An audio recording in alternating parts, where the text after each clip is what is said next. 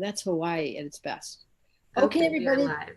The webinar is on. We have a picture above my head with the rainbow. I'm actually going hiking there today. It is Tuesday, and I'm on Facebook Live, and you guys are watching, and I wish I could see you instead of seeing me. But I'm doing this with Carrie Morley. She's the background, so you can't, I have to stare and look at myself. It's so hard. I don't have to do that. I'm looking at you, and we're talking about you because this whole entire astrological platform that I have is an attempt to assist you to look at you. And the name of the course that I it's for sale right now is called Interview, like interview, like INNER, like interview, but it sounds like an interview. I made it up. And it's because you're going to interview yourself, or you're going to have an interview of yourself when you take this class.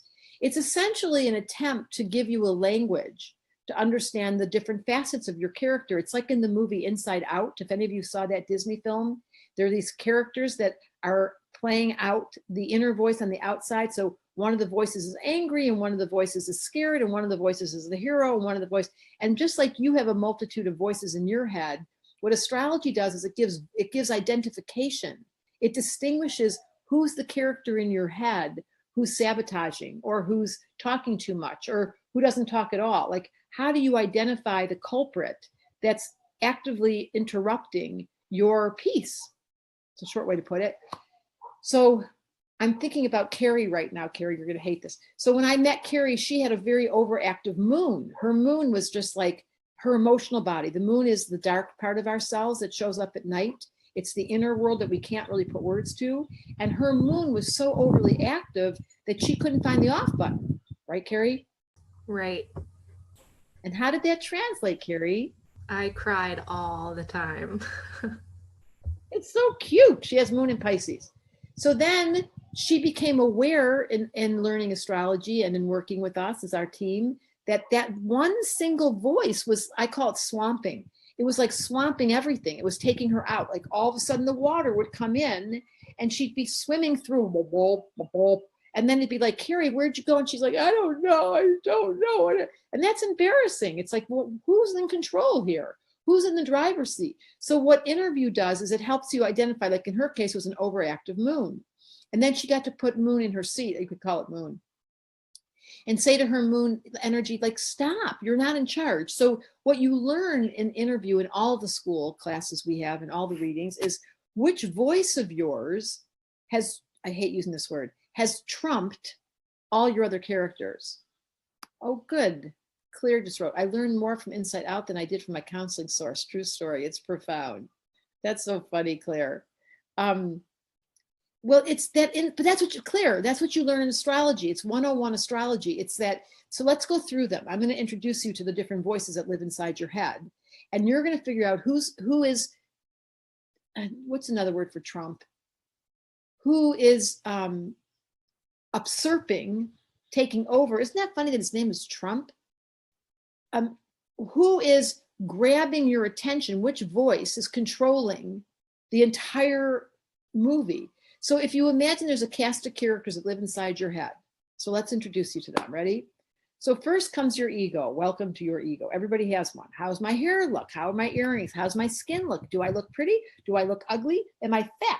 Do you like me? Does anybody like me? Am I ever going to have any friends? Am I ever going to have a life? Do I have a success? Oh my God, what's like the mental control story of your ego? It's a very loud, nonstop hunger. The clue of the ego, very simply, for those of you studying astrology or not studying, is that your ego's starving, and it's needy, and it's always sourcing from outside of itself. It's always taking. Another word to say is your ego takes.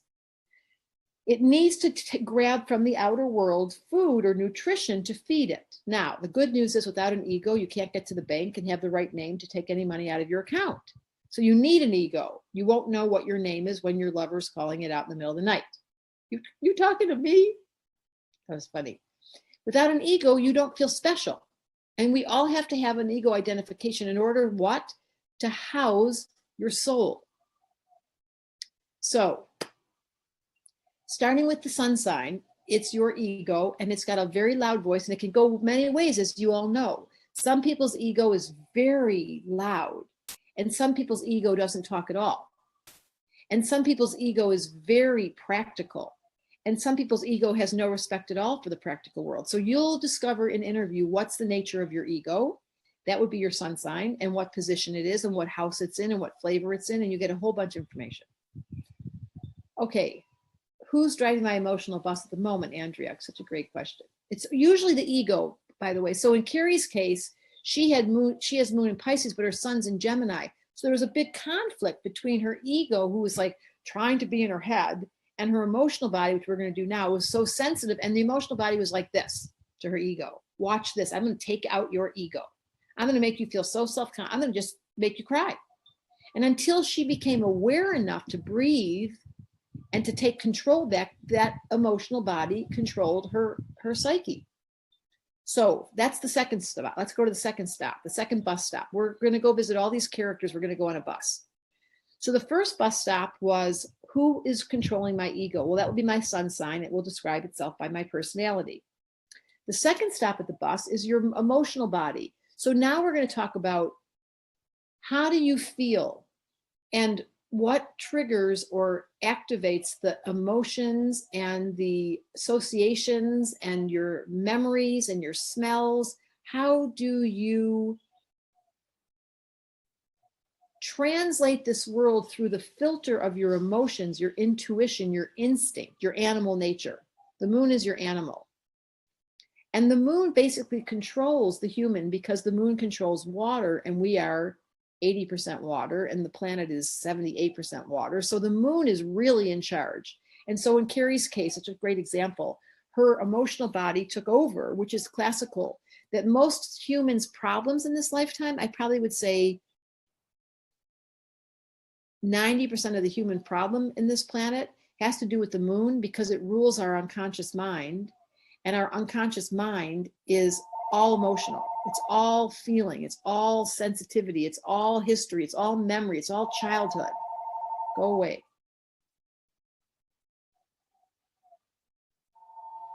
Yes, I'm in love, Claire, with Colette Baron Reed. So let's go back to this point. If your emotional body is the moon, and it's one of the bus stops, and you get to this bus stop and you find out, wow, my emotional body is dead. Like, I stopped reacting. I'm cold as a fish. I don't feel anything. I am in my head. I don't want to be vulnerable. I'm not interested in a relationship. That's because your moon shut down.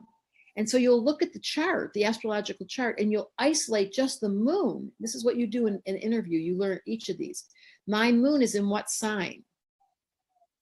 And when you realize where your moon is, and that it's dead or it's overactive, in Carrie's case, it was in water, or in mine, mine's in fire. So I'm just impulsive and I say shit, and then I'm like, whoa. As soon as you're accountable to your moon, you have what we call the observer on. When the observer's on, there's freedom. It's like remarkable. So first stop is Astrology 101. This class called Interview. We'll start again in September if you want a mentor, but right now you can teach yourself. Where's my ego? Is it in check? Is it needy? Yes, everyone's ego's needy. Is it controlling me, or am I controlling it? That's essentially this conversation today. That movie, Inside Out, was they began to understand that there's these different voices, and you can just, it's so funny. It's become so funny. So first voice is the ego. The second one is your emotional body, which can have a range of opportune ways of expressing itself. It's all different. The third stop is Mercury. Now we're talking. This is where the mind, Mercury rules the mind. This is the voice that says, either I'm so smart, you're so dumb, I've got this, you don't. This is very rare, but some people have this. Can't you read the instructions? Didn't you follow the rules? Don't you know what you're supposed to do? That's like the low road of Mercury. Another road of Mercury is, uh-oh, I'm not very smart. I don't really understand any of this. I'm just pretending. If I take this class, I'll never figure it out. My mind is so slow. I'm so dumb. That's the trapdoor of Mercury. See, if we back up, the trapdoor of the moon is your emotions are either flooding you and swamping you and you're swimming, or you're on ice. The emotional body got frozen, you're cold, and you've lost touch with your feeling body. That's the extreme of or same thing with the ego, the first category. Either your ego is so starved And it is so needy that it will accommodate and please people and socialize and act like you're interested when you're not. Or your ego's deflated and it doesn't want to go out and has no self-esteem and it's sitting in the self all by itself, not looking in the mirror because you're still in your PJs. Tell the truth. Okay, so the ego has an up and down side. The emotional body has an up and down side, and Mercury has an up and down side. And the high road of Mercury, you might want to write this down. Mercury is the mind. When the mind is serving the soul, better known as the observer, when the mind is serving the observer, and you can turn your mind on and watch yourself and go, wow, that's funny. I'm really too talkative, or I'm really not talking, or I'm really needy, or the neutrality of Mercury and the ability to speak to what your patterns are is liberating. When Mercury is not neutral and it's judgmental, you're fucked. Is that okay to swear, Carrie? Oh, good. Okay. So we've got the first three characters, your ego, your emotional body, and your mental body. And those pretty much, Mercury and the sun always travel together. So your ego and your mind are very, very connected. In fact, the mind could be called the ego and the ego could be called the mind. It's hard to distinguish, but that's what you'll learn in astrology. You'll separate those voices. Okay, then comes Venus, which rhymes with penis, which stands for love. That sounds like a poem.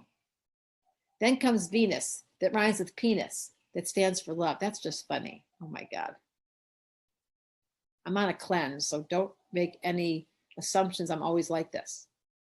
Carrie, do I seem different to you? That was a question. Carrie, give me some feedback. Oh no, Deb, you're doing fine. Nope, same as always.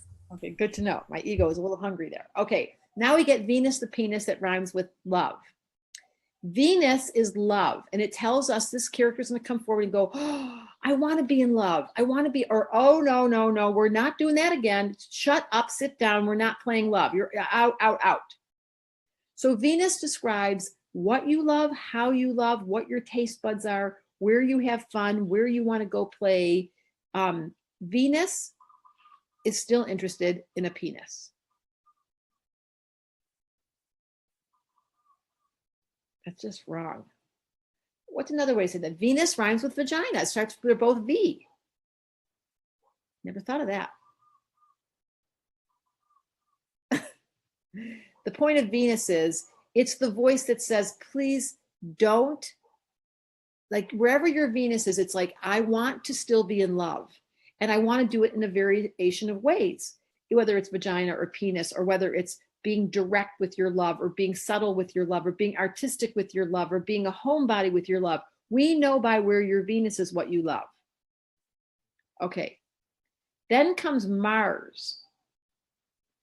So Mars is the red planet. Now I'm going to be able to tell how you spend your energy. What is the way you express your energy?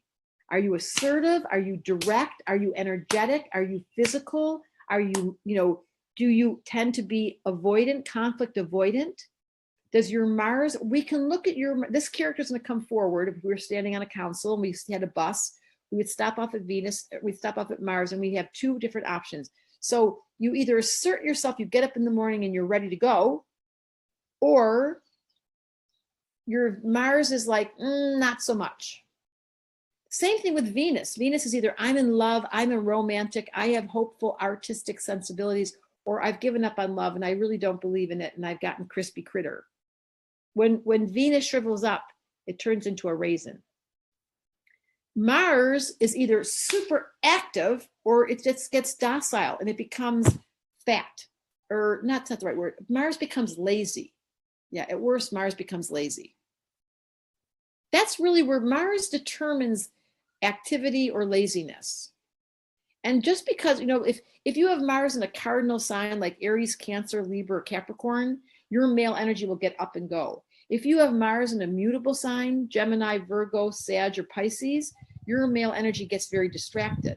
If you have Mars in a fixed sign, Taurus, Leo, Taurus, Leo, Aquarius, or Scorpio, you can really push your Mars with your will. So you learn about one more voice. How do I use my male energy? Is it active or is it passive?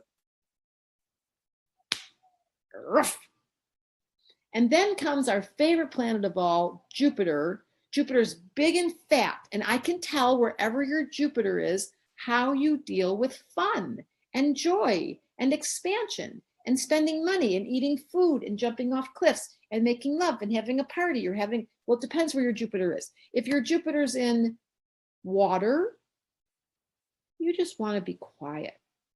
If your Jupiter's in air,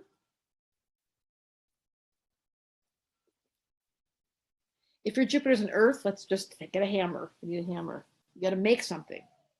And if your Jupiter's in fire, you have a candle nearby. It means you just love physical activity. So this is one of the characters, if I wanted to figure out how to activate you with joy, I would use your Jupiter. I would figure out where's your Jupiter. That's how I'm going to really turn you on like a radio. Venus, I'll figure out what you want in a relationship. Mercury, I'll figure out how your mind works. Mars is what are you doing with your mail? Rough. Okay, and then comes the most important planet of all. Stop everything, write it down. The most important planet is what, everybody? Give it to me. Saturn. That's the most important planet of all. Because Saturn is the timekeeper. And in all of evolution, the whole nature of evolution in this lifetime is you need to keep on growing or you'll get stuck. And if you get stuck, you'll be in the middle of a mud bucket. And if you're in a mud bucket, there's usually frogs. And then if you warm the frogs up, they die. That was total free association. Let me back up. If you get stuck in the mud, you stop moving. If you stop moving, you get crispy critter and you get old. And yes, you get stuck in a bucket. The whole thing about Saturn is to the degree that you can focus your mind, body, and heart. See, Saturn is not, so unlike the other planets, Mercury is just your mind. The moon is just your emotions. Venus is your romantic, artistic. Mars is your male expenditure. Jupiter is the fun factor, but Saturn is the guy that includes all of them. And he looks at you and he goes, so which element, this is my book, The Missing Element. Which element are you missing, said Saturn. If you can't figure it out, I'll give you a clue. Whatever sign I'm in, says Saturn, is going to help you figure out how to distinguish what you came to learn this life. So that's what you guys, even if you're a beginner and you've never taken the course or you're not going to take interview, you can just go online and find out what element is your Saturn in. Yeah. Then we have our good friend Uranus. Oh, he made me yawn. Uranus is going to tell me where your genius is. Like, where are you? This is where your non-traditionalist that steps away from the group and has a very unique style is going to show up. So wherever your Uranus, it just sounds funny. This is now, we're going past the beginner conversation, but it depends what house it's in, but let's not do that. Let's leave the outer planets out of this, Carrie, because there is a power monger in Pluto and there is a dreamer in Neptune and there is a eccentric in Uranus. I'll never say that word without laughing. But the question here in this conversation is an interview. You don't go so far out because this class, as people will tell you if you read the comments, it's very simple, but it's deep. And the deeper we go, the more simple we stay, the more profound the content.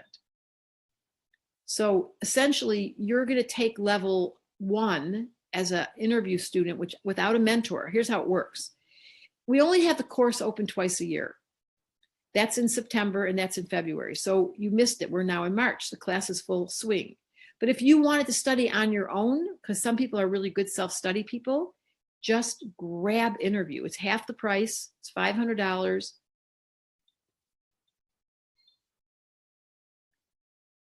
Love this, Debra. As soon as my kids were born, we were on Astro doing their charts. Me too, Sarah.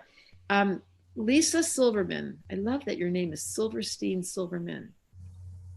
And the last thing I want to say is there's a platform we have for those of you that just want to start beginning to learn astrology, and that's called thestarcommunity.com. And you can go on that one for $22 a month. You can get like ongoing content every month of what is relevant to astrology as a beginner or even as an advanced, like, you guys, do you know this? That March 22nd, Mercury is going retrograde. So we have a very important cycle coming up where everything's going to go backwards. Whatever you left back there is coming back to visit. Deborah, I have a question. The title of this Facebook Live was What If Your Mom Would Have Known You Right from the Start? And I love how Sarah kind of tied this into doing her own kids' charts. Can you talk a little bit about how understanding this gives you more compassion and how maybe you parented different knowing your son's chart? Yes, it's a great question. I wrote a column for many years called Thank Heaven for Little Stars. Think if your mom knew that you were, for example, I'm going to use you, Carrie, because you're so close. You were a super sensitive person. So she said to you at a very young age, honey, I'm going to teach you how to not pick up your friend's feelings. I want you to know that one of the things that happens to you is if somebody's sad, you're going to feel sad. What a difference to have the language put in place as a kid. Or let's say in my case, I had excessive energy, but it was subdued because I was trying to please people. So I sat on it for a long, long time. Not with my physical energy, but with my, well, that's not true. I didn't really sit on it. Or let's say I'm going to use one of you. Forget about me. Let's say you have a grand trine in error. And your mom came to see me. I'd say, listen, this kid is going to excel at school. They're going to go through the fast-paced lane. They're not going to want to listen. They're going to want to have their own independent thoughts. And you as a parent, you want to facilitate that kid to be independent. You don't want them to tell them to fit into the school system and that they're too smart, or they're so special and they're so different. You just want to explain this to them. So essentially, if your mom knew that, in my case, I can use my Mars and Cancer, my male energy is in a water sign. So I do get my feelings hurt super easy. I just never told anybody. If my mom would have known that and stopped telling me throughout my childhood, you're so sensitive, was such an insult, life would have been a lot different. Daisy, Daisy, over the ocean blue, she just said that she loved to study too. She took level 1, thought it was awesome, and now she's recommending it to everyone watching this. I'm horrible. Any help on price on the interview? I'm sorry, yes. Interview is $500. There's a payment plan. You can pay $250 and then pay $250 later. And I'll add in that that's discounted from the level 1 class. So can you talk a little bit about the difference between interview and level 1? Yes. So level 1 is a regular course online with a mentor. There's 10 people in the circle and your chart comes on the screen, and your mentor and I have studied it. Every single class, every mentor has studied the chart before the student gets there. And you spend 6 weeks with one group and you meet every Monday night. But if you're an interview, it's all a self-study. There's no mentor. But you can hire somebody. We do have people for $75 an hour you can hire to say, will you come spend an hour with me and explain this? So if you take the interview course now, it's $500. You can study on your own. If you take it in September, it's $1,000. But if you buy interview now and study it and you want to take it in September, we'll acknowledge you've already put $500 into the course, only charge you $500 more. So you can buy, if you got turned on to astrology and you feel like, oh my God, I can't wait till September, buy interview, start the course studies now, and then in September, jump in again, because it's so fun to do it. I tell everyone, you can take the course as many times as you want for free. After you take the first class, the first level 1, when you pay the $1,000, forever on, you can go jump into a level 1 and sit in an audit for free. Yeah, and that's pretty much the same with interview. You have lifetime access to this. So even if you're not able to fully go through all of it now, you can come back to it. And another cool thing about interview is that since it is the same material as level 1, as long as you study and you feel prepared, you can jump right into level 2 when the next class round starts. Exactly. Oh, that's right. So thank you, Carrie. So if you finish interview for $500, you could save $500 on the level 1, and you do a really good job, you can jump into level 2 and go straight to the next level without spending the $1,000 you get the first class half off. Awesome. All right, cool. Well, I will put the link to interview in the comments. It's the funnest thing in the whole world because you spend the next month by yourself in a little room studying yourself. Like, we send you all of them and you don't have to wait 6 weeks. You just dive in and you put it on your schedule and you use your discipline and you say, I want to learn about myself. Yep, totally. Awesome. Well, thanks everyone, and go join interview. You too can get enlightened and find out whether your Venus is a penis or a vagina.